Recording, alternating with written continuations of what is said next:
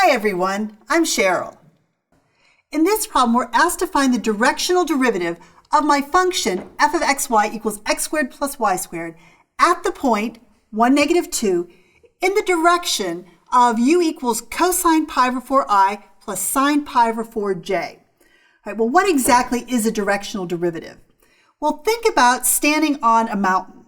And if you want to find the directional derivative, you want to know how steep the mountain is. Well, the steepness really depends on not only your location on the mountain, but which direction you're facing. Are you on the mountain and you're looking directly up, or are you looking to the side?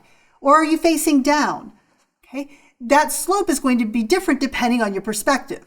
So in this particular case, think of your mountain as the paraboloid x squared plus y squared, and you're standing at the point 1, negative 2. And my directional vector is telling me that u equals cosine pi over 4i sine pi over 4j, which is going to be a vector that looks roughly like this. And so I want to know what the slope is when I'm looking at that particular angle. Well, to find a directional derivative, what we do is we take the partial with respect to x, and we multiply it by the cosine of that angle that tells me the direction I'm looking. And then we add to that the partial with respect to y and multiply it by the sine of that angle.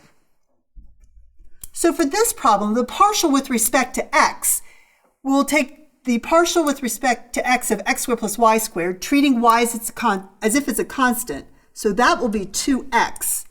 And I'll multiply that by the cosine of theta.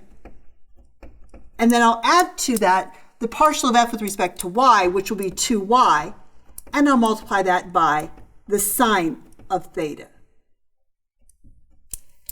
Now, in my problem, I'm standing at the point 1, negative 2. So x is 1, y is negative 2, and theta is pi over 4. So when I plug that information in, I'm going to get 2 times 1 times the cosine of pi over 4 plus 2 times negative 2 times the sine of pi over 4.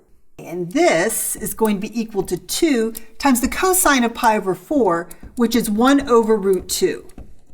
Then I'll have a minus 4 times the sine of pi over 4, which again is 1 over root 2. So that leaves me with 2 over root 2 minus 4 over root 2, or a negative 2 divided by root 2. If you want to, you can rationalize this by multiplying by root 2 over root 2.